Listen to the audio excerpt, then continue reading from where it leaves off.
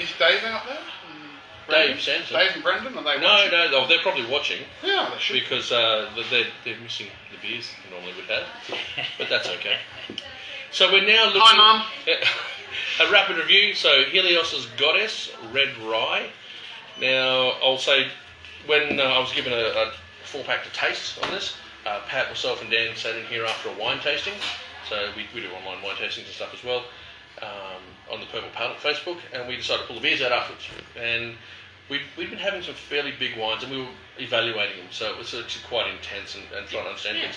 Normal day. And at the end of the day, we did do a chat. We went through, and Pat and Dan both went, "Wow, that's a great beer." When we sort of looked at it, and I was like, "It's a red rye." So rye, I'm assuming if rye is used the same way as it is for whiskies and other things, most of your flavour profile will be coming from your rye, is it, or? We keep it pretty subtle, so there's probably less than 10% rye in there because it gets real peppery very quickly. Well, that does, yeah.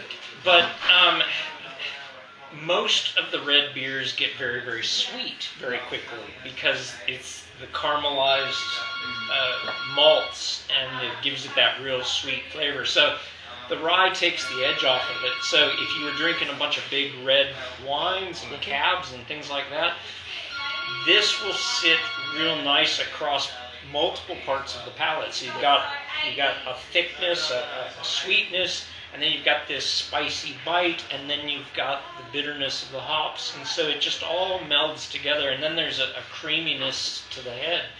So it comes together pretty well. I was going to say it's a really well balanced beer in that it's got spiciness, it's got the touch of sweetness to it, but I don't see sweetness and sugariness.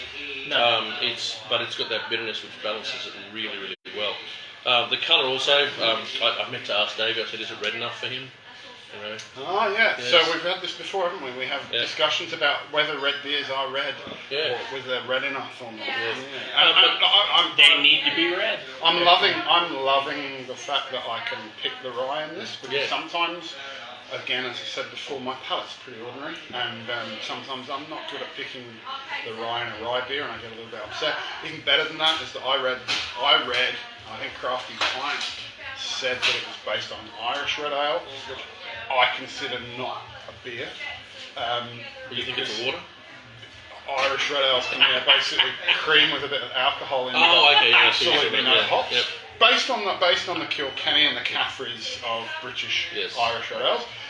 And I'm like, God, that's why I put in the tasting notes. Luckily, this doesn't taste like an Irish red ale. To hear that it comes from a Scotch, way more sense. I can taste that. Yeah, big, so that's malt. Yeah, so a lot of the Irish reds are pretty muted. They're red in color, but they're... It's a method of delivering alcohol to the bloodstream. Yeah.